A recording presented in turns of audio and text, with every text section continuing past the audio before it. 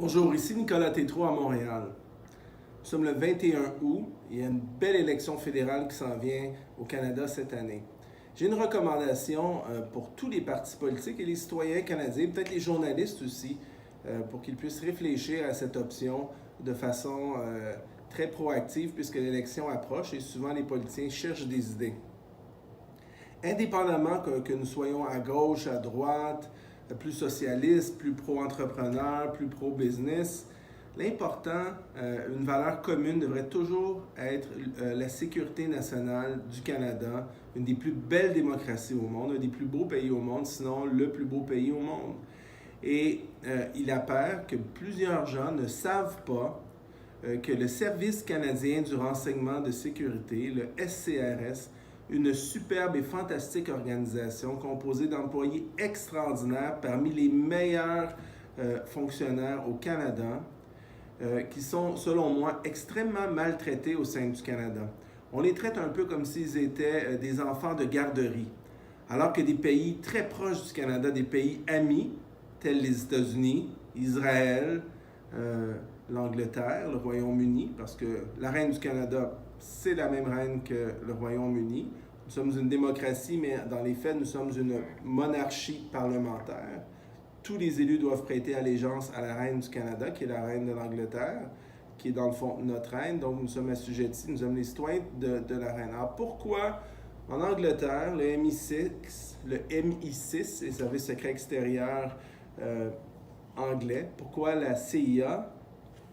aux États-Unis, que j'aime beaucoup et que je respecte énormément, et le Mossad en Israël, que je respecte énormément et que j'aime beaucoup aussi, pourquoi ces services secrets ont plus de pouvoir que nos services secrets au Canada? Pourquoi ces pays ont le droit de poursuivre, d'amener des citoyens, des terroristes en cours, des politiciens corrompus, de faire toutes sortes de recommandations à la Cour et de porter des accusations? Je ne sais pas si vous le savez, mais les services secrets canadiens n'ont même pas le droit de porter des accusations criminelles ou de terrorisme sans l'accord du ministre, le solliciteur général du Canada,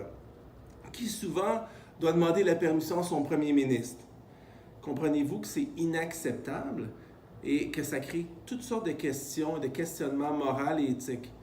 Hypothétiquement, si le SCRS trouvait un ministre ou un premier ministre corrompu, il aurait créé une fondation quelque part, puis qui recevrait des millions ou qui envoie des millions à l'étranger, puis qui garderait pour lui, pour ses beaux jours, un pourcentage des revenus qu'il envoie à l'étranger, loin des autorités canadiennes, et que les donations à l'étranger par le gouvernement canadien ont explosé depuis son mandat et qu'il y a souvent ce qu'on appelle des kickbacks à l'étranger, loin de la portée et loin de la vue des journalistes et des autorités canadiennes, et que les services secrets canadiens ne peuvent pas poursuivre et ne peuvent pas, par exemple, si c'est un ministre corrompu ou un premier ministre, et ils ont la preuve, ne peuvent pas le poursuivre sans l'accord du ministre. Évidemment qu'ils n'auront jamais l'accord du ministre ou du premier ministre pour poursuivre quelqu'un de leur équipe, hypothétiquement. Hypothétiquement, si le SCRS, nos super services secrets que nous devons défendre, trouvait qu'il y a certains terroristes qui devraient être arrêtés, même, je reviens à un autre point bientôt, éliminés de la surface de la planète Terre, et que nous sommes en année électorale, et que le premier ministre, ou le ministre, ou les deux, ou le cabinet a dit, écoutez, on ne veut pas cibler certains groupes, par exemple les gens de la planète Mars, ou les gens qui viennent de Neptune ou de Saturne, parce que nous avons besoin de leur vote pour gagner l'élection, et que s'il y a une action des services secrets canadiens sur telle ou telle communauté allant dans tel lieu de culte, ça risque de créer des vagues pour mon gouvernement et on risque de perdre des votes parce que tout le monde sait qu'une élection, pour certains politiciens, ce ne sont que des mathématiques et des chiffres. Nous avons besoin de tant de votes dans tel comté pour se faire élire et tel vote et tel appui de telle communauté, tant aussi bien que parfois il faut même se déguiser pour ressembler le plus possible à cette communauté-là en vue d'aller chercher le maximum de votes. Alors, on comprend qu'il y a toutes sortes de problématiques éthiques et que pour moi, il faut désenclaver le rôle et le pouvoir du Service canadien de renseignement de sécurité, lui donner des ailes pour qu'il accomplisse ses missions. Également, vous serez surpris d'apprendre que les agents des services secrets canadiens, qui sont par exemple les équipes qui font partie des équipes les plus James Bond, si vous voulez, le SOS, le soutien aux opérations spéciales du SCRS, qui font du vrai James Bond. Par exemple, ils trouvent des terroristes avec des bombes, avec de l'armement et tout. Ils n'ont même pas le droit d'éliminer les terroristes ou les cibles. Alors que ces gens-là sont effectivement ici uniquement pour nous faire sauter ou faire sauter le métro ou le train ou mettre du gaz ou toutes sortes de trucs d'attentats. Alors que nos États, nos pays amis ont le droit d'éliminer des problèmes. C'est pas vrai parfois que d'amener certains individus au tribunal, ça va donner des résultats, là. Parfois, on n'a pas le choix. Dans le feu de l'action, il faut se débarrasser de gens qui ont comme seul objectif de bafouer les droits civiques et démocratiques des Canadiens et de faire sauter des bâtiments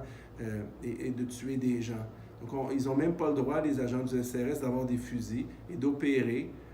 des opérations spéciales réelles comme tous les autres pays ont le droit. Nous, on n'en a pas le droit. Donc, c'est un petit peu ridicule et utopique de croire qu'en 2019, ces agents-là sont si brimés dans leur champ d'action. Donc, sur ce sont des recommandations qui sont non partisanes et on doit minimalement accorder au Service secret canadien le droit de poursuivre et d'amener en cours et d'envoyer des dossiers à Justice Canada et au procureur du gouvernement d'eux-mêmes, sans l'autorisation d'un ministre,